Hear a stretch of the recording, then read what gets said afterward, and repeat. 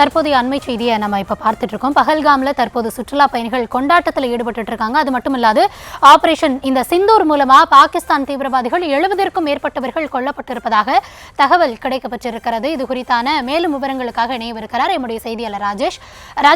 தொடர்ச்சியாக அடுத்தடுத்து என்ன நடவடிக்கைகள் மேற்கொள்ளப்படும் அப்படின்னு நம்ம ஒருபுறம் பார்த்துட்டு இருந்தாலுமே தற்போது களத்திலிருந்து வரக்கூடிய தகவல் இந்த தாக்குதல் மூலமாக இந்த பதிலடி தாக்குதல் மூலமாக 70 பேர் கொல்லப்பட்டிருக்கிறார்கள் பயங்கரவாதிகள் அப்படின்ற தகவல் கிடைக்கப்பட்டிருக்கிறது.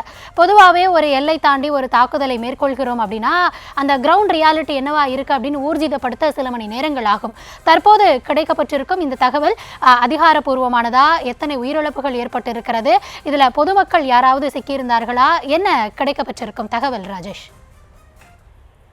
கௌதமி, முதலில் பஹல்காமில் பொறுத்தவரையில 15 நாட்களுக்கு பிறகு அங்கு மக்களும் சுற்றுலா பயணிகளும் கொண்டாட்டத்திலே ஈடுபட்டு வருகிறார்கள். காரணம், கடந்த 22ஆம் தேதி அப்பாவி பொதுமக்கள் சுற்றுலா பயணிகள் சுட்டு கொல்லப்பட்டனர். அந்த தீவிரவாதிகளுக்கு தக்க பதிலடி கொடுக்கக்கூடிய வகையிலே இந்திய ராணுவம் நேற்று ஒரு சிறப்பான ஒரு போராட்டத்தை, ஒரு பதிலடியை கொடுத்திருக்கின்றது.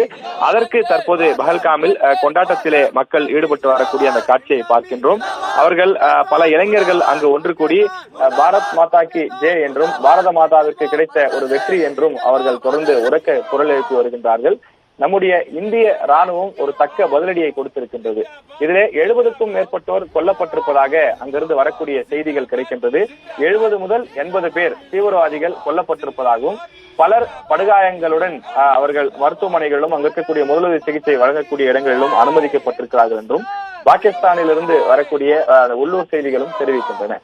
இந்தியாவை பொறுத்தவரையில நாடு முழுவதும் ஒரு மகிழ்ச்சியான ஒரு மனநிலை என்று கூட குறிப்பிடலாம். அந்த அளவுக்கு தீவிரவாதிகள் மீது தொடுக்கப்பட்ட இந்த பதில் தாக்குதல் என்பது இந்தியாவினுடைய அந்த இறையாண்மையை நிலைநாட்டக்கூடிய வகையிலும் பாதுகாப்பை உறுதி செய்யக்கூடிய வகையிலும் இது அமைந்திருக்கிறது என்று பலரும் கருத்து தெரிவித்து வருகிறார்கள்.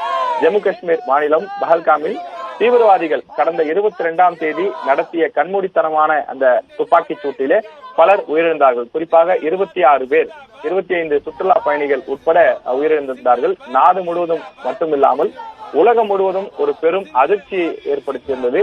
இந்த அதிர் அலைகள் அடங்குவதற்கு முன்னதாகவே நிச்சயம் தீவிரவாதிகளுக்கு தக்க பாடம் புகட்டப்படும் என்று நம்முடைய மத்திய அரசு அறிவித்திருந்தது. பிரதமர் இது தொடர்பான பல்வேறு விளக்கங்களை எல்லாம் கொடுத்திருந்தார்.